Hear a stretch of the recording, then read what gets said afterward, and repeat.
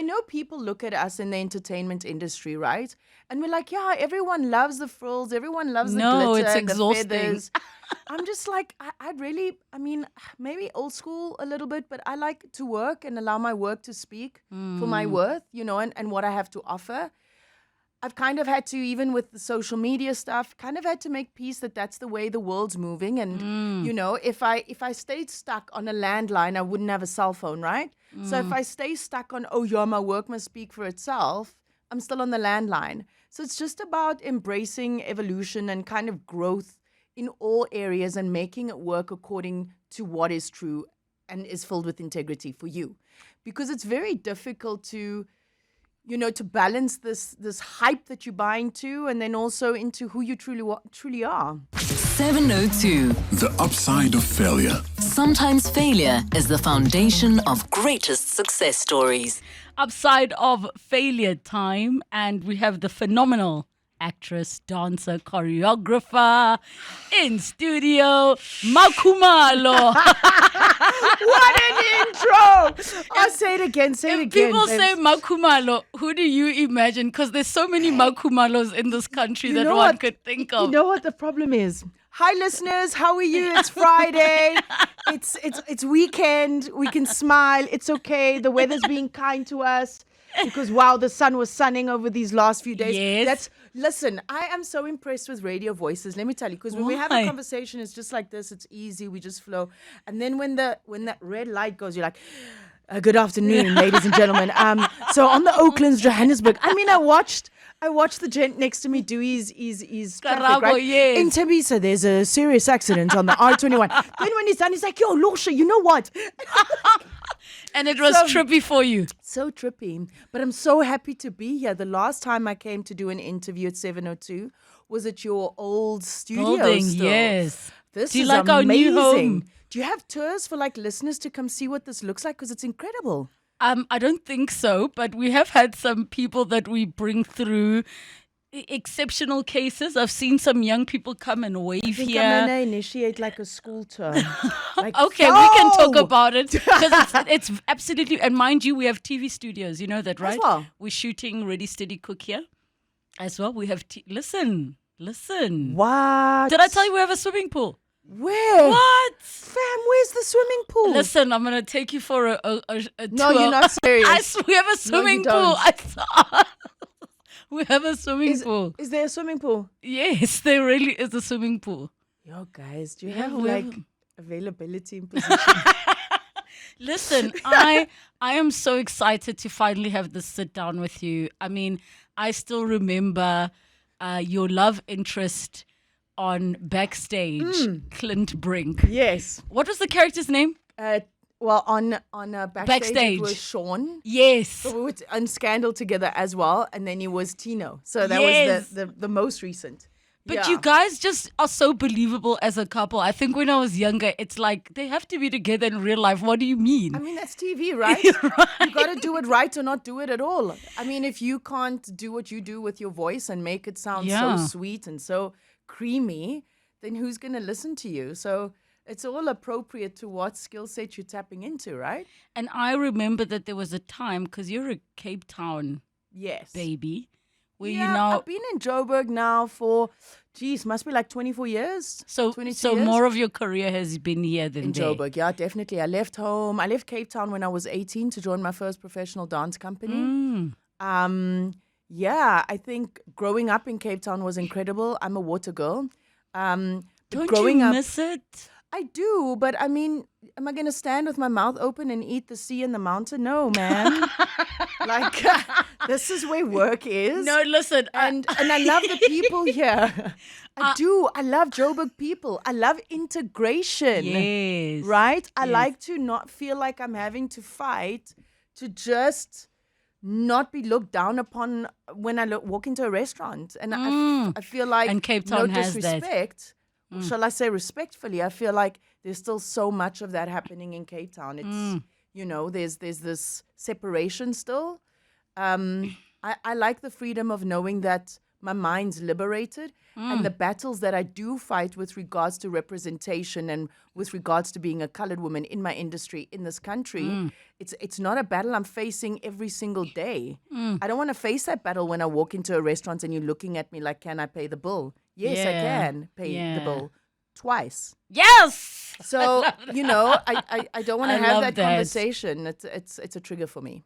And I think I think it's a reality that we are all living and are aware of, that there are parts of this country where you can be quite protected and cushioned from the realities of what other people are experiencing. Right. Cape Town is very classist, so certain parts of the population will always be at the bottom and excluded and treated a certain way. And Cape Town is very much becoming Europe Yeah. at Well, the it is. moment. I mean, the last colony. Right. But what was it like? What inspired you when you were a young dancer? Did you imagine that your career would evolve into presenting as well, into acting? Did you, or for you, was it always my body is the art? So I mean, it's a bit of both. I think growing up, you realize as you get older, you start realizing what the conditions are at home. My mom was essentially a single mom. Yes. And there were 3 of us living with my mom. And I think realizing that I had an opportunity to be really good at dance, I thought, instead of having my mom have to graft with 3 kids, just let her graft with 2. I had this talent, I had the skill set. It was, I believe it's a gifting, actually. It's more than talent. Yeah. And I was really good at it. And so when I hit grade, I think it was what we call now is grade 10, made a decision. I was definitive in the decision that I was going to be a professional dancer and work and be employed and run from Cape Town and find another world that would make sense to me, where I could see my life through a different lens and not just through this Cape colored girl who's talented. And so I did. I joined Northwest Arts Council Dance Company. That was my first company. I was there for 2 years, the youngest member of the company. That's where I got nominated for an FNB Vita And those were such a 20. big deal, right? Such a big deal. I mean, sadly now, there are no full-time dance companies, contemporary dance companies in South Africa. We have exceptional dancers who are so great at their craft with nowhere to go. Fortunately, They don't I have think like a home, so they're relying on corporate gigs. They're corporate relying, gigs. You dance in point shoes that make your toes bleed every single day. You're ripping your nails off to do corporate shows that they have a place, but they most certainly are not. It's like commercialized music as opposed to classical music. You're training classical music than to do a song that's completely commercialized. There's a little bit of a contradiction there. And so I think, fortunately, though, and to all artists now, but for dancers specifically, because it's very close to my heart, there's a world you can dance in. There are companies you can get into. There are tapes you can send now. I mean, to have international auditions, we send self-tapes now. So I think, as limited as our country is in supporting the arts, I also think there's an opportunity to access the world, to access what we weren't able to access back in the day. And I think that's how we need to start viewing our opportunities as artists. Was it a dream come true to, Backstage was based on a art school? Was it like, oh my gosh, right place, right time, this is genius? Right. I mean, I only got chosen for Backstage because of my dancing. And then they saw an acting potential in me. They auditioned dancers throughout the country. I think what was interesting about that is that at the time I didn't realize it, but I was literally learning to act on national television. On the job. At 6:30, there I am in acting class, Yeah. which is interesting because I think the older we get, we overthink so much and we're so afraid to make mistakes. We're so afraid to, get it wrong. There is no wrong, for me, it's like, this is called the upside of failure. I don't believe in failure. Yeah. I'd love to rephrase that, reterm that into who defines what failure is to begin with, So if I had some sloppy scenes on screen, well, that's what it is. I took the chance. I jumped. To me, that's commendable. And I really just measure my success according to what I feel was in line with my higher self. I feel like awards and I feel like the acknowledgements are incredible, but I've seen people win and it's not a victory.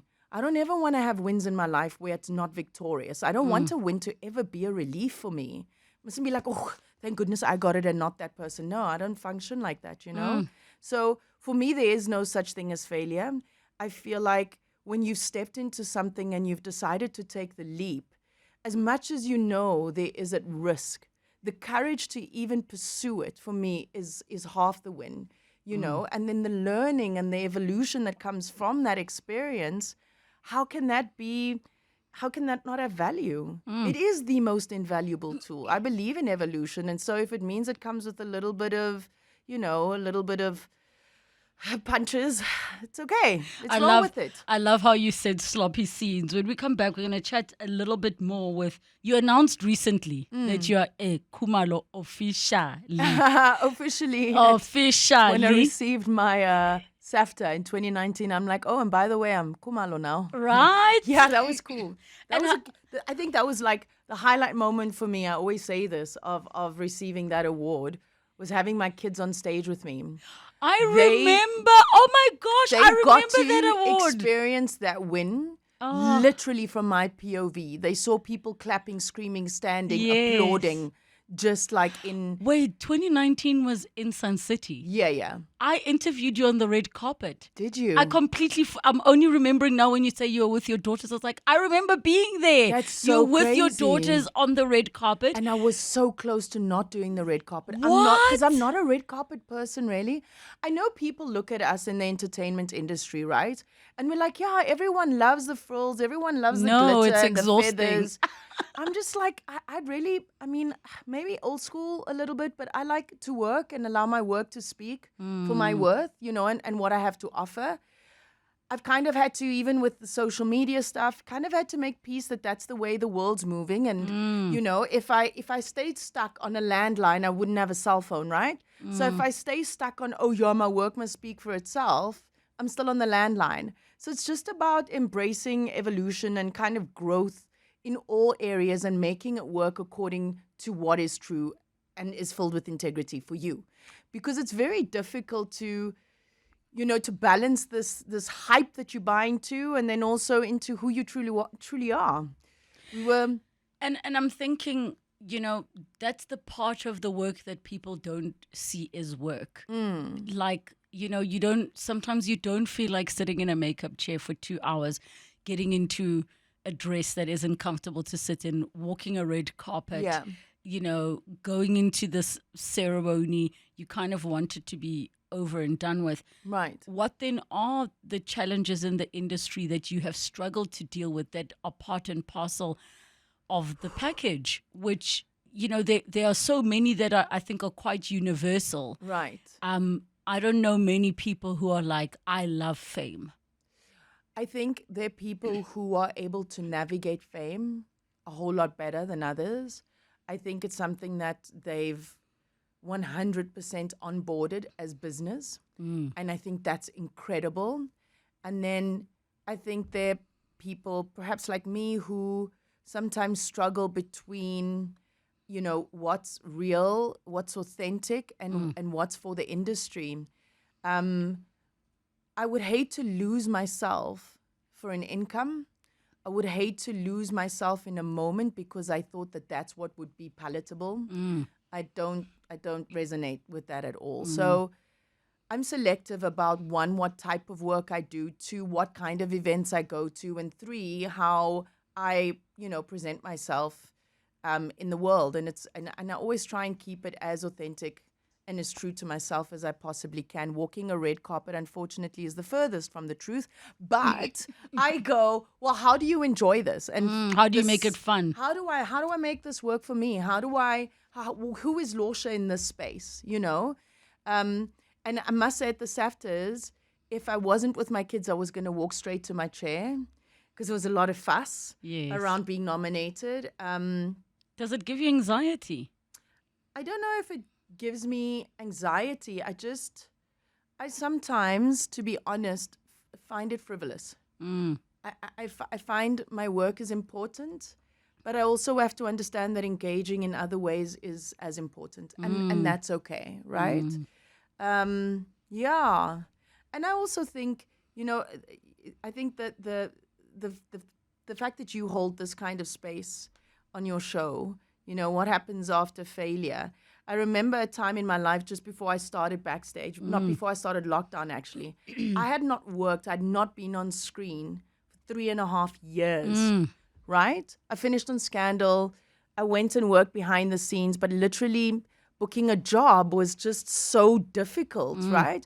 Partly because there were no roles written for colored people. I was but about to say, secondly- this is the part that people maybe don't know. Yeah. In South Africa, we're unique, and it doesn't happen often around the world. Yeah. But blind casting is not a common thing like what they did with Grey's Anatomy. Where Right. they write characters, but they don't say, we're looking for a black female who is Xhosa Right. speaking. So if they don't say colored, Yes. then you're not You going to don't go- send the brief. So the other day, I heard very interestingly, I auditioned for something, obviously it was a black name. I didn't get the part because I wasn't black, but the performance was incredible. I was told this, right? And yes, I completely understand that with regards to representation. But I also feel like it does become so particular that you'll lose out on someone who would have been a brilliant craftsman for the role because you're having to do what is demographically correct. I understand this too, right? But as an artist, it is very difficult to navigate. Because But- it isn't just the demographically correct. So for everyone who is listening, for example, if you have a story set in Limpopo and there are ways you can navigate. So let's say a director But that's really not all loves shows, you. That's not all shows. That's not across the board. No, not across the board. So let's use the example to say, let's say there is a story written in Limpopo, right? And Or like, the Shaka. key, yes. Yes.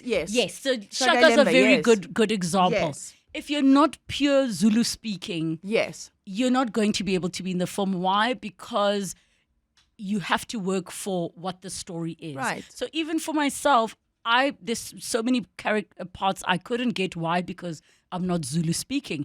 Or there's parts I wouldn't get because I'm just not dark-skinned enough to be a part of a tribe in whatever Right. the case may Right. be. But I think, which is slowly directors and producers are getting into the space where if they are like, I loved her so much, I know we said the daughter must be black because the siblings Yeah. are black, let's make her adopted. So there are creative things that people can do, or they write a different character for I you. totally agree with that. On Yeah. Housekeepers, I played in Konto. No one flinched. I love that. I'm a boundary breaker. I don't believe in limitations. Yes. I don't believe I'm boxed into this little thing. Because there are colored people who were raised fully now black. on Red Ink, that- on Showmax, I'm playing Detective Morapedi. I'm Lorcia Cooper-Kumalo, right? Yes. Right. Yes. So I think what the point was I was trying to get to is that sometimes you'll sit with no work, right? Because there's just no work for you at that time. And I really wanted to tie it into this platform that you host here. You know, I learned an important lesson during that time. Sometimes God starves your stomach to feed your soul, right? If you're consistently fed and comfortable, there's nothing more to look for. So in that period of 3.5 years before I got onto lockdown and consequently won an award and really felt good about the work that I did, I had not been on screen for 3.5 years. God directly starved my stomach to feed my soul. I found so many other things about myself, my capabilities, what else I have capacity for, you know? And I think the spaces that I occupy now, I think people know 10% of what I do, which is the autistic side. I've moved into the space of alternative healing, you know? I'm a qualified yoga instructor. I'm a qualified kiddies yoga instructor. I am hosting a mini retreat on the 1st of April with a sister of mine, Alexa, who is, she holds space for cacao medicine, which is a heart opener medicine. I'm going to post the details on my Instagram page, and I do movement medicine. So we're combining the two, you know, mediums, and we're creating a space where people can come and connect to themselves and let go of what no longer serves them and onboard what does, and find a more beautiful way, a more loving, gracious way to navigate this journey that is life as a human. The Upside of Failure with Lorcia Cooper-Kumalo, who earlier was so fascinated about how we change our voices to be on air, right? Yeah, totally. So I'm keeping Karabo here. Where's that script, Karabo? Yeah, we're doing a scene. Right, we're doing, because Lorcia knows how to read scripts, and we are taking your calls. I see your questions coming through. 011 8830702 and the WhatsApp line 0727021702. So if I were a traffic person, this is my normal. Is this confirmed that this is my normal talking voice? Let's confirm, Karabo. But no, I want to do this scene with Karabo though. Wait, it's coming. So if I were to change, I'll say, in Midrand, there's an accident scene on the N1 South near Olifantsfontein Road, causing more than a 30-minute delay from Sanrand. But I want to say, in 4 ways, you expect delays on Winnie Mandela Drive. You, Witkoppen and the N1. It's your turn. Right, we know, right? Ooh, are we ready? Okay, Yay, so it's yay. your turn. Let's hear your traffic voice. You know my problem is, right? Yeah. As I read, I have an opinion. Right? So as I read, my brain doesn't filter like, yo, you can't comment on this. Yes. Let's just take a step Okay. back. Let's Come. relax. Okay. I trust you. Okay. Phew, the sweat. This is an audition. You said you wanted to swim in our swimming pool. Come. Yo, I'm working on my body at gym for that swimming pool, guys. Whether you can read news or not doesn't qualify you to be a bikini. How? Yo, do I say in the traffic? Yes. Okay, in the in the traffic. In Midrand, there's an accident scene on the N1 South near Olifantsfontein Road, causing more than a 30-minute delay from Samrand. But it's so monotone. In 4 ways, expect delays on Winnie Mandela Drive between Witkoppen and the N1. Karabo, And tomorrow, do I'm you going to approve? teach, and then I You will see, also so- go and eat lunch. And you know what, guys? My opinion on the state of affairs in our country is very, very sad. And then you see how this thing just like, you just speak the same. And so when we're fighting, Yeah. ne? Karabo, so if you want to calm it down, then you go into this voice. Yes, so let's pretend. You know what? I'm so tired of you doing this to me. I've had enough. Every Friday you want to come home at 10 o'clock. Whoa, Cooper. You know, at the moment, you are very angry and it's not good. So please, calm would down lose it. because you're going to just lose it. You know what? I just pack your things and go, please. I can't deal with this. It's enough now. It's enough. I really Guys, think you do are you- being extreme right now. So please calm down, sit down. I'll bring you a glass of water so that we can talk. Now things we're going to through. show you And then Karabo's real you must voice. say, Now then let's you do must the say, real voice. Then you must say, and there's been delays in my response to you. Yes. You'll be delayed by 30 minutes in coming home. Let's do due to- Karabo's real voice now. Now let's show people your real voice because that's the exercise here, right? Okay. Listeners need to know how hard you This work, is his guys. real voice. So go, Who are you talking to? Yeah, I am here. Just wait a minute. You see now. No. Listen here. No, Listen. don't do that, Chief. Don't do that, Chief. We're sitting in a restaurant. I'm sitting by myself at dinner. You said You're you're going to the embarrassing me toilet. here. You take your phone. Come Why are you on. taking your phone to the Karabo, toilet? you and Lorcia are starting the very first 702 radio drama. Drama. Big round of applause to Karabo. Lorcia, The award I goes think to- you get the job. But And- also when I walked in, he's like, yo, your style. I was like, he's won my heart. But you know which one is actually hard? Because I had to be a newsreader for a year. yeah. But because I realized, don't sight read, because I do the sight reading thing, but the one where you get to somebody's been arrested for multiple counts of rape, I want to be like, Yo. in my area, know. you know, so that thing of being opinionated. But I'm wondering because some wonderful messages have been coming through and comments. One says, Relebogile, you are with my twinny there, Lorcia. We share the same birthday on the 9th of November. What a remarkable, talented, and intelligent woman. I love her stakes. Jabi from Lenasia South. Another one says, Relebogile in 702 and Lorcia. Thanks for the interview and inspiration. When Lorcia shot a dance clip for Cartoon Network, I think it was 2009. Yeah. I was the proud parent with the camera who accompanied the two youngsters who danced with her. It took the whole day to record those few minutes of clips. It is hard work. That's from Dr. Philemon Mahuma. Wow. You look in shock. I was the host on Cartoon Network Dance Club. Yeah. It was an amazing experience. I love working with kids, right? Because I just feel kids have this unique way of seeing the world. And more so now, obviously having a 16 and an 18-year-old, more so now I realize how much they're plugged in and that if we spent more time listening rather than speaking at our kids, man, there's so much we can learn from them. They are plugged in. So that was such a cool memory. Thank you so much for that. Another one says from Mwako, who says, Relebogile, it has been a while. She was a woman of my dreams. She is so strong like Zena. Shem, she's a Kumalo now, so you might have to send buffaloes to Kumalo. overthrow the cows. I'm wondering when you spoke now about kids, how has motherhood changed your artistry? I think motherhood changes you overall. But I think my most important learning as a mother is what kind of child I am to my parents. That was the thing that shifted me the most. Because as a parent, I then realized that the only thing I really wanted my kids to, I didn't want my kids to see me as a hero, as someone who didn't make mistakes, as I really wanted my kids to see me as human so that they could be human, so that their expectations wouldn't be, one, so unrealistic for themselves because of the example I set. So more, I think what my kids brought to me was the understanding that forgiveness of my own parents, graciousness with my own parents, understanding that they're human too. You know, that mirror that they brought for me to look at, well, how am I navigating and how am I resolving and restoring, you know, my You're relationships with my hitting- parents. You're hitting bars here in the sense that when the realization happens that because you're there now, Yeah. realizing you don't know what you're doing, just as you think you figured this little person out, they grow. Yeah. And that realization of like, my parents, like not just understanding it theoretically, but living the experience of these people did the best they could. Yeah. And they were without internet, YouTube videos, TikTok accounts saying, here are the hacks.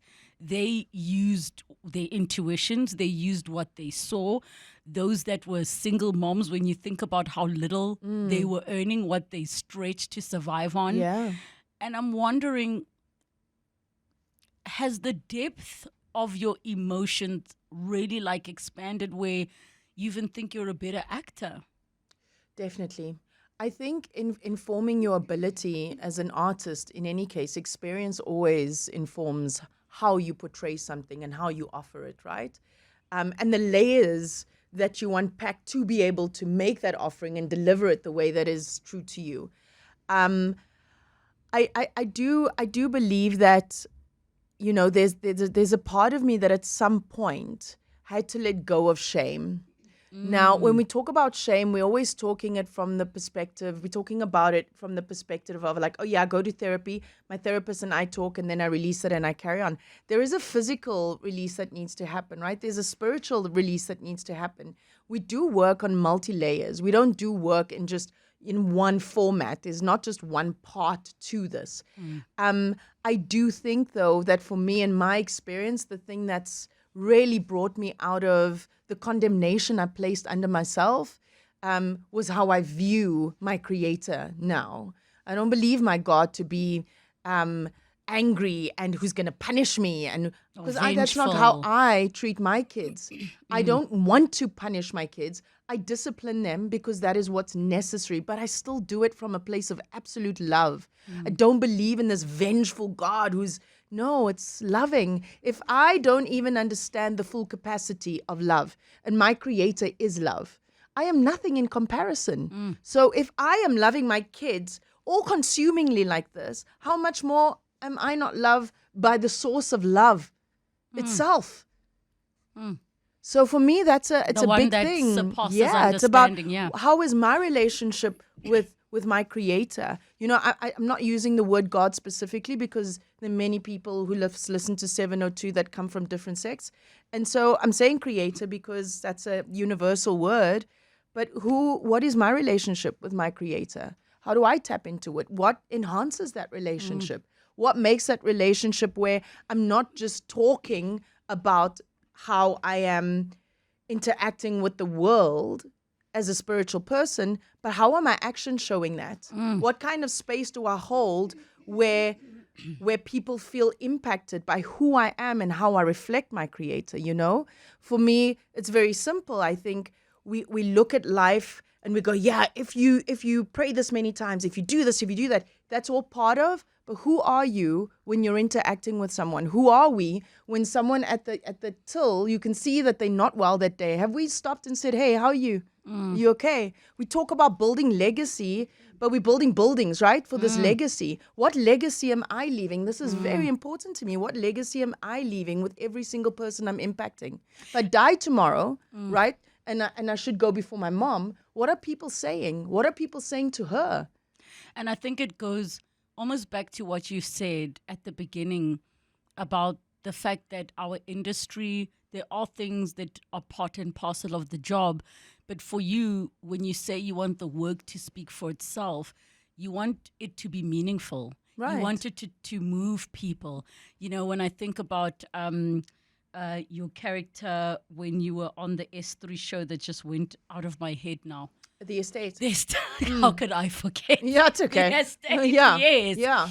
And how you had to explore so many different themes within your Right. character.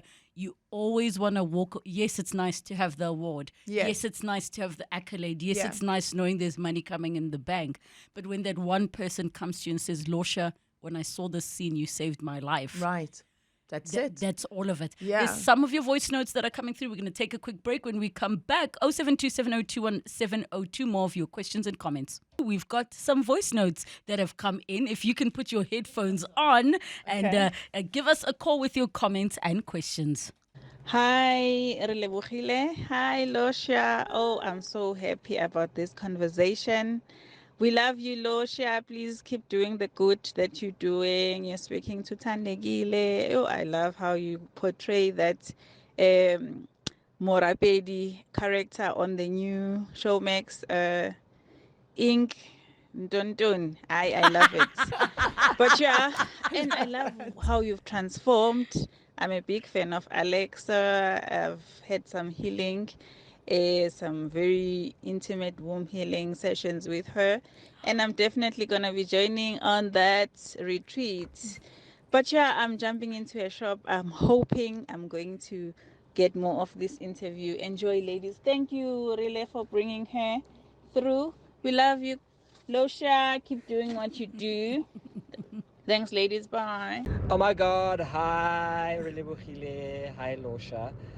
It's Leo from Joburg. So, Lorcia and my partner used to dance together, and I bumped into her at the Rosebank gym not so long ago, and we gave each other fist bumps because we're both sweaty. But the reason why I love Lorcia so much, and where my true love, I mean, I liked her, but loved her, was when many years ago when I was working for BET, and I was trying to get interviews on the red carpet at the SAFTAs, and off camera I held her hand and I said, please wait here, for I need to get you as an interview. And she waited. People were screaming her name, come Lorcia, and she's like, no, I'm waiting, I'm doing Leo's interview first. And we did the interview, and it was an absolute amazing insert. So my heart just exploded when I heard her name on the radio. So Lorcia, I love you, love you, love you, love you, love you, love you. Jeez. People love you. Wow. So I have to ask, I mean, this being the upside of failure, and because I know you connect a lot with women and you're so on this healing journey, what can you share you learned about divorce? Because society does see it as a failure, you know. What have you learned that you can share with those that are listening? I think the thing that people underestimate the most is that the way I view it is that divorce is the death of a dream. You know, it really is the death of the dream. And we fight up until a point, and then we have to let go. And so the stages of healing through divorce, the death of a dream, you know, it's individualistic. And I think sitting with ourselves and understanding how that shaped us and how it's allowing us to move into our higher selves in a way that can be gracious. I think we've been so programmed to think that the only way, the biggest mistake I made, I would say, was fighting. I now look at it and I go, there could have been a conversation instead of the ego playing, you know, the ego's at the front of all of it. And we're trying to win at all costs. Whenever you're winning at someone else's expense, it's a loss for both. And actually, nobody wins. Nobody wins in in the fights, yeah. And I think there's a point at which we're so used to being in survival mode that everything we react to is in survival mode instead of responding from a place of understanding first. You know, we've been taken advantage of so much, especially as people of color. We've been violated, taken advantage of that all the time. We're ready to go to battle with anything. And so because that's what we know, that's how we react, you know. In retrospect now, I've learned to soften. I've learned that I'm not on the premise of being violated all the time. Being a woman in South Africa, living in this country, you're always on the premise of feeling like you could be violated. You know, Red Ink, which is the show on Showmax that the lovely lady mentioned. What an incredible Red and Tonton. Red and Tonton. What an incredible show, right? Because the perpetrator is male. I'm a detective. I'm the female. And people ask me why I chose this role. And it chose me. Firstly, I'm always grateful for the opportunities. You don't go, oh, yeah, I'm going to do that. You get given a brief. You go to an audition. They choose you. And so I'm always very humbled by that. But the reason why it resonated with me was because I thought, what a great opportunity for a female detective to take on the perpetrator without numbing down her femininity. Because when we have to confront men, women are expected to be hard and to be masculine about it. And I thought, how do I really want to play this role? I want to play it from a woman's perspective. I don't want to have to man up to be able to take on someone who has violated people like myself. Why do I need to become aggressive and tough? You know, why can't I do this with the softness that is a woman, but firm, strong, direct?